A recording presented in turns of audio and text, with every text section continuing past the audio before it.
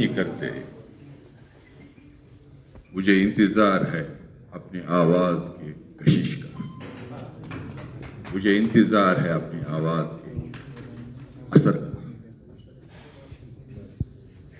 Happy republic to everybody.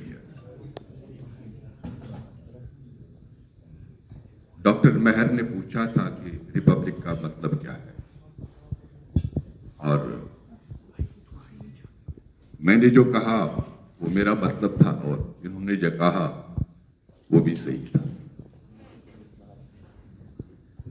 Monarchy खत्म होने के बाद दुनिया में जिसको आप इंटीग्रेटेड डेमोक्रेसी कहेंगे, हिंदुस्तान के 140 करोड़ लोग हकदार हैं हिंदुस्तान का तकदीर बनाने का, और आप सब ने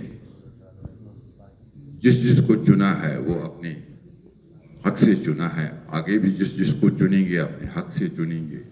इस मुल्क की तकदीर आप सबके हाथ में है, और ये मुल्क जिन चैलेंजेस को पार करके आया है, सिर्फ 2-3 बातें कहूंगा। एक फिल्म आई थी काबुलीवाला, आप में से किसी ने देखी है? काबुलीवाला बेसिकली एक स्टोरी है जो रविंद्रनाथ टैगोर जी, उस काबुलीवाले में एक गाना है, ऐ मेरे प्यारे वतन। सुना है कि बहुत लोगों ने सुना होगा, और आज भी यूट्यूब पे, वीट्यूब पे, सभी न्यूज पे अवेलेबल है। बनाई सानी पे वो फिल्म आया गया था। इश्क, मोहब्बत, इबादत, मुल्क, ये कुछ 4 नाम नहीं है, ये एक ही नाम है। और उन 4 नामों को जो एक नया नाम मिला है वो रिपब्लिक का है। और ये हसीन दिन, ये बड़ा दिन, और डॉक्टर मेहर ने तो इसको कनेक्ट कर दिया छोटी ईद और बड़ी ईद से। तो मैं तो समझता हूं कि हम सब के लिए अजीम दिन है। इस अजीम दिन पे आप सबको बहुत बहुत मुबारक है। इस दिन तक आने में जो सफर तय किया हिंदुस्तान के एक क्रांतिकारी इशफाकुल्लाह खान साहब, नाम सुना है? इशफाकुल्लाह खान साहब उत्तर प्रदेश में जन्मे थे। दोहा 1900 में पैदा हो गए और 1927 में उनको फांसी दी। 27 साल के उम्र में खुद को फांसी देने वाला इशफाकुल्लाह खान साहब की 3 बातें। एक, मैं इबादत इसलिए कर रहा हूं कि मेरी नई जनरेशन को स्ट्रगल ना करना पड़े। इशफाकुल्लाह खान साहब ये कह रहे हैं कि मैंने अपने पूर्वजों के, अपने बुजुर्गों के ऋण चुकाने हैं, ये मेरा जिम्मेवारी है। और तीसरी और अहम बात जो वो कह रहे हैं, वो कह रहे हैं कि मेरी कुर्बानी के बगैर आज़ादी अगर नहीं होगी तो मैं कुर्बानी के लिए तैयार हूं। अगर आप और नजदीकी से देखें, जब हम अपनी बात करते हैं, इस महफिल की बात करते हैं, इस महफिल में जो माजिद साहब ने, सलमान भाई ने जो एक फिजा खड़ी की है, और उसमें जो डॉक्टर मेहर ने अपने अंदाज में एंकरिंग की है, और हमारे कश्मीरी संगीतकारों ने भी भरपूर कंट्रीब्यूशन दिया। हमारे जो आज के चीफ गेस्ट हैं श्री अशोक कौल साहब भी यहाँ हैं, और अशोक कौल साहब का परिचय हम क्या दें? हम तो ये कहते हैं कि हम तो इनको बहुत इज्जत करते हैं, इनके बहुत मोहब्बत करते हैं, कभी कभी रश्क भी करते हैं। तो आप पूछेंगे कि रश्क क्यों करेंगे? कि ये वो शख्सियत हैं, न इनका घर है, न इनका बार है, न इनका बच्चा है, न इनका कोई है, इनका कोई नहीं है, उनका खुदा भी है और हम सब भी उनके। थोड़ा सा रिश्क की बात करूंगा मैं आपको। एक इस पे वायरल हुआ था एक वीडियो। उस वीडियो में एक श्रीमती जी अपने श्रीमान को फोन करती है कि मैं अब 1 हफ्ते से मायके गई हूं, मुझे घर वापस ले आओ।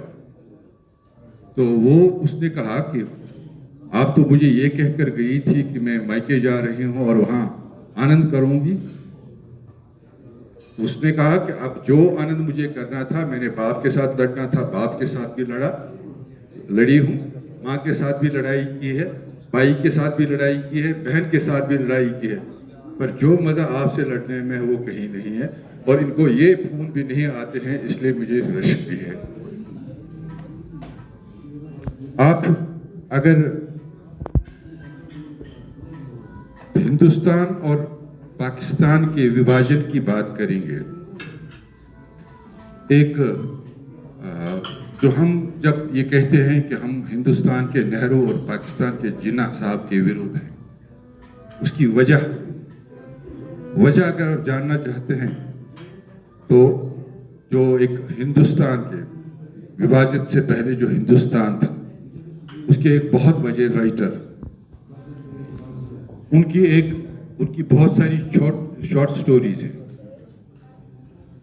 एक शॉर्ट स्टोरी आप सुनेंगे या पढ़ेंगे, आपको एहसास हो जाएगा, आप सबको ये एहसास हो जाएगा उस विभाजन ने इस सेंट्रल एशिया के लिए कितना भयानक खेल रचा है। उस कहानी का नाम ठंडा गोश्त है और आज भी जो ठंडे गोश्त के किरदार हैं अभी भी मौजूद हैं। हम सब को यकीन है कि आज नहीं तो कल वो किरदार इस फिल्म से बाहर आएंगे और आपका जो हक है, आपका जो किरदार है वो सामने आएगा, क्योंकि हमने ये तय किया है कि जो भी सियासी तहरीकें अभी तक उठी हैं, उन तहरीकों में जो 109 तक जो ऑर्गेनाइजेशंस हुआ करती थी, इस 9 वाली ऑर्गेनाइजेशन की फितरत में एक बात थी कि जब भी इसको 8 मिलता था, इस 8 को ये थप्पड़ मारता था। मान लीजिए इस तरफ से है कि नए स्कूल खुल गए हैं और 9वीं क्लास का क्लास तो लगभग बड़ा क्लास होता है क्योंकि 10वीं फिर बाहर जाते हैं। 9वीं क्लास के बच्चे 8वीं क्लास के बच्चों को थप्पड़ मारते हैं, 8वीं क्लास के 7वीं को, और 7वीं क्लास के आगे जाकर 1 तक पहुंचता है। पर 1 पर हम खड़े हैं और हमने जो तय किया है वो आप सब, मुझे लगता है कि जिस दिन आप भी तय कर लेंगे, हमने से तय किया है कि हम 1 से नीचे जो 0 है उसको थप्पड़ नहीं मारेंगे, उसको अपने साथ गले लगाकर दाएं तरफ बिठाकर उसको 10 बना देंगे, क्योंकि हम एक हैं, हम नेक हैं। इस नेकी आप सब इस नेकी को लेकर आगे आने वाले दिनों में कश्मीर को नेक बनाएंगे।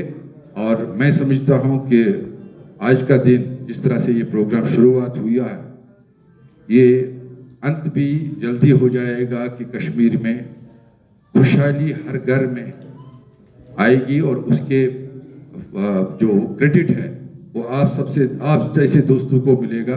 और आज रिपब्लिक डे है, इस रिपब्लिक डे पर आप सबको दोबारा खुशामदीद बधाई देकर मैं आपकी बात समाप्त करता हूँ।